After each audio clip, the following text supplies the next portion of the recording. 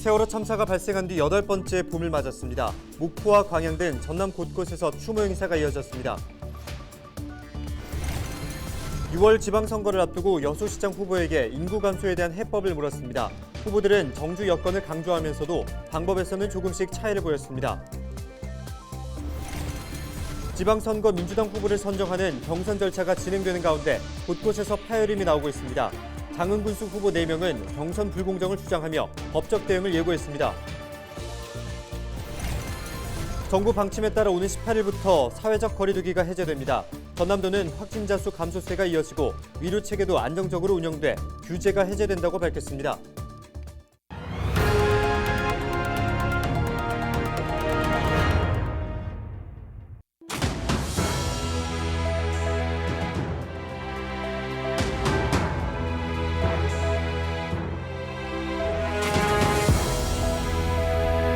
여러분 안녕하십니까? 헬로티비 전남 뉴스입니다. 2014년 4월은 따뜻한 햇살이 누군가에겐 야속했고 또 잔인했던 기억으로 남아있습니다. 세월호 참사가 났던 8년 전 봄을 말하는 건데요. 304명이 희생됐지만 여전히 물음표가 남아있는 상황에서 어김없이 8주기를 맞았고 곳곳에서 추모 행렬이 이어지고 있습니다. 보도에 고정민 기자입니다. 여기저기 녹슨 채로 목포 신항을 지키고 있는 세월호. 철조망 사이에 내걸린 노란 리본들은 빛바랜 모습으로 쓸쓸히 나부낍니다. 어떻게 살아야 할까? 끝까지 해보고 끝까지 해야 된다. 8년 전 참사의 이유를 알고 싶은 유가족의 마음이 붓글씨로 표현됐습니다. 추모객들은 목포신항 곳곳에 내걸린 글귀를 되새기며 참사를 잊지 말자고 다짐합니다. 마음이 아파가지고 잘 와보지 못했는데 이제 시간이 흐르고 나서는 더 기억을 해야 되겠다 생각했고 또 저희 아이들도 그때 희생됐던 아이들 같이 아직은 어리니까 앞으로는 또 이런 일들이 발생하지 않아야 된다라는 생각이 많이 컸고 세월호 참사 8주기를 맞아 곳곳에서 추모 행렬이 이어지고 있습니다. 목포신항엔 4.16 기억을 쓰다를 주제로 세월호 관련 인터뷰 가운데 인상 깊은 구절을 붓글씨로 옮긴 작품 100여 점이 전시되고 있습니다. 8주기 당일엔 목포신항과 진도 팽목항 일대에서 기억식이 진행되고 유가족들은 사고 해역을 찾기로 했습니다. 목포 원도심엔 유가족과 예술가들이 만든 조형물과 작품들이 4월 한 달 동안 전시됩니다. 4월 16일 오전 10시에 세월호가 거치되어 있는 목포신항 앞에서 세월호 참사 8주기 기억 및 다짐 행사가 진행됩니다. 목포 원도심에 자리한 갤러리 나무에서 세월호 8주기 추모 기록전 침묵의 봄 열다라는 전시가 진행이 되고 있고요. 뚜렷한 진상규명 없이 8년의 시간이 흘러버린 세월호 참사. 일각에선 지겹다, 그만하란 볼멘 소리를 쏟아내고 있지만 그날을 기억하기 위한 노력은 지금도 계속되고 있습니다. 헬로티비 뉴스 고정민입니다. 세월호 8주기를 앞두고 광양에서는 노란 차량 행진이 이어졌습니다. 광양참여연대와 광양시 어린이집 연합회는 15일 노란 차량 50여 대에 세월호 8주기를 추모하는 깃발과 현수막을 달고 행진을 벌였습니다. 이번 추모 행사는 코로나19로 인해 3년 만에 열린 오프라인 행사로 광양시청 정문부터 컨테이너 보드 사거리, 백운고 등 중마동 일원에서 진행됐습니다. 14일 하루 동안 전남의 코로나19 확진자는 5,721명이 발생했습니다. 지역별로는 순천 925명, 여수 811명, 목포 680명, 광양 557명, 나주 376명 등입니다. 사망자는 8명이 늘어 누적 318명으로 집계됐고 위중증 환자는 51명으로 조사됐습니다. 전남에서는 지난 8일부터 10,000명 아래로 확진자 수가 떨어졌으며 지속적으로 감소했습니다. 정부 방침에 따라 오는 18일부터 사회적 거리두기가 해제됩니다. 전남도는 확진자 수가 감소세에 접어들었고 의료 체계도 안정적으로 운영됨에 따라 사적 모임과 영업시간 등의 규제가 해제된다고 밝혔습니다. 그동안 운영이 중단됐던 마을 경로당은 3차 백신 접종자에 한해 이용할 수 있습니다. 영화관이나 종교시설 등 실내에서 취식은 대책이 마련되는 오는 25일부터 가능할 전망입니다. 이번 시간은 지방선거를 앞두고 지역 현안에 대한 예비 후보들의 해법을 들어보는 순서입니다. 여수시는 지속적인 인구 유출로 지난해 28만 선마저 무너졌는데요. 여수시장 예비 후보들에게 대책을 물었습니다. 송하연 기자가 보도합니다. 여수시는 최근 5년 새 해마다 평균 2천여 명의 인구가 감소했습니다.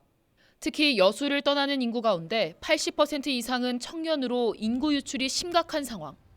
강화수 후보는 율촌지구 스마트시티 조성과 더불어 가망만 인근에 위치한 한화 공장을 이전시킨 뒤 교육 여건을 확충하고 미래형 도시를 건설하겠다고 대안을 제시했습니다.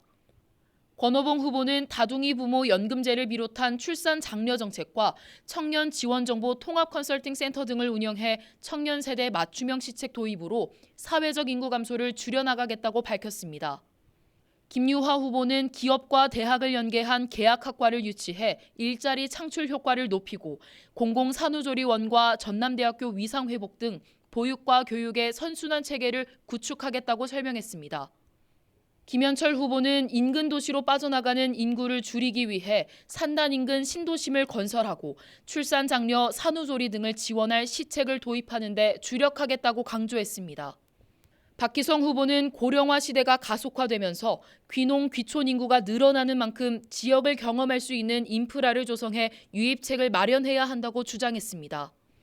성혜석 후보는 지속적인 인구 유출 문제는 정주 여건 개선 없이 해소될 수 없다며 대형 아울렛을 입점시켜 관광 인프라를 조성하고 산단 채용 시 시민 가점제와 같은 혜택을 늘려갈 것이라고 설명했습니다. 신용훈 후보는 관광과 수산업, 국가산단으로 정의되는 여수시의 정체성에 주목하면서도 시민 삶에 대한 깊이 있는 고민으로 밀도 있는 시책을 펼쳐가야 한다고 밝혔습니다.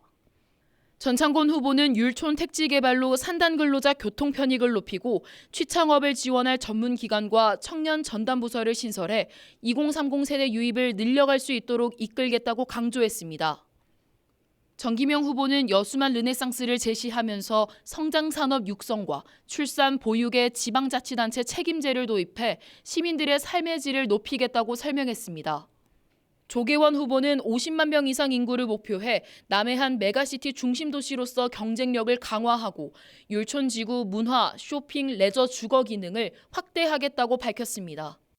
여수시장 예비 후보들은 인구 유출의 원인이 정주 여건에 있다고 보고 각각의 해법을 제시했습니다. 오는 6일 지방선거에서는 어떤 대안이 유권자의 선택을 받게 될지 주목됩니다. 헬로티비 뉴스 송하영입니다. 더불어민주당 장흥군수 후보 4명이 경선의 불공정을 주장하며 법적 대응을 예고했습니다. 민주당 소속 김순태, 사순문, 신재춘, 홍지영 등 장흥군수 예비 후보들은 기자회견을 열고 후보심의위원회가 기득권 정치인에게 유리한 여론조사 방식을 추진한다며 경선을 거부한다고 밝혔습니다. 후보 4명은 탈당 전력에 있는 후보 2명을 감점하지 않은 것은 수용할 수 없다며 경선 규칙을 수정하지 않으면 법원에 경선 무효 가처분 소송을 제기하겠다고 말했습니다. 무소속 정종순 장흥군수가 6월 지방선거 출마를 선언했습니다. 정 군수는 15일 선거 사무실 앞에서 기자회견을 열고 국민의 건강과 행복을 위해 더 정직하고 낮은 자세로 장흥군 발전에 헌신하겠다고 밝혔습니다.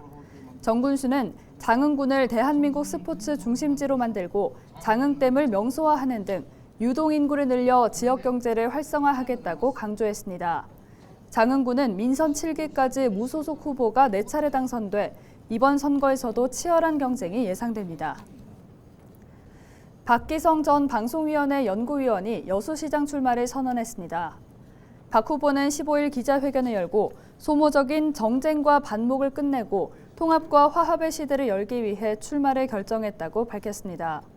그러면서 시민들과의 소통으로 시정을 바로잡고 우선순위를 토대로 발전을 이룩하겠다고 강조했습니다.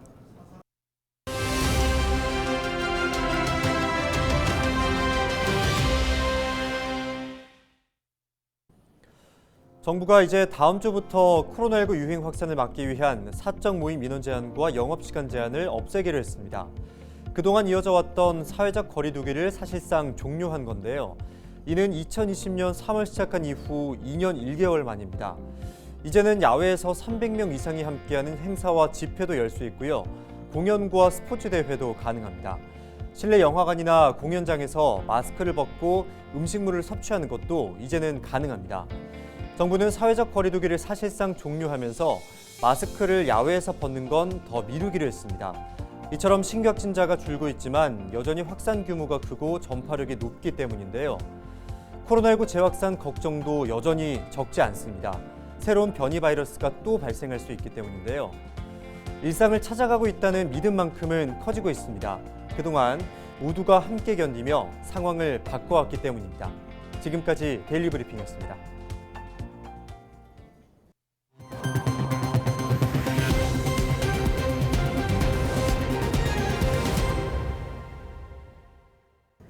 아프리카 돼지열병을 옮기는 야생 멧돼지가 백두대간을 따라 남쪽으로 내려옴에 따라 전남도가 방역에 나섰습니다. 돼지열병에 감염된 야생 멧돼지는 경기도를 벗어나 지난 2월부터 충북 보은에서 35건, 경북 상주에서 32건 확인됐습니다. 이에 따라 전남도는 6월까지 시군별로 방역시설을 구축하고 거점 소독시설은 24시간 운영할 방침입니다.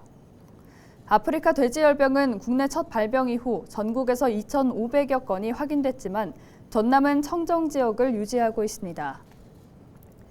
순천시가 지역사랑 상품권 부정 유통 8건을 적발했습니다. 적발된 유형은 물품을 판매하거나 용역 제공 없이 가맹점에서 상품권을 수치 환전해 부당 이익을 얻은 사례입니다. 순천시는 적발된 가맹점을 상대로 1년 동안 가맹점 취소 처분과 부당 이익분 149만 원에 대한 환수 처분을 내렸습니다. 무농약 인증을 받은 순천만 미나리로 화장품을 개발하는 판로가 열렸습니다. 순천시는 주식회사 빅밴드앤코 라타플란과 무농약을 인증한 순천만 미나리로 화장품을 개발하는 업무 협약을 체결했다고 밝혔습니다. 이번 협약 체결로 순천만 미나리를 활용한 기초 화장품과 세안 제품 등이 출시되면서 농업인의 소득이 증대되는 효과가 창출될 전망입니다. 광양시가 다음 달부터 운전면허증을 자진 반납하는 고령자에게 주는 지원금을 30만 원으로 인상합니다. 광양시는 교통사고 위험이 높은 고령 운전자의 면허증 반납을 늘리기 위해 기존 지원금 20만 원에 10만 원을 더 주기로 했다고 밝혔습니다.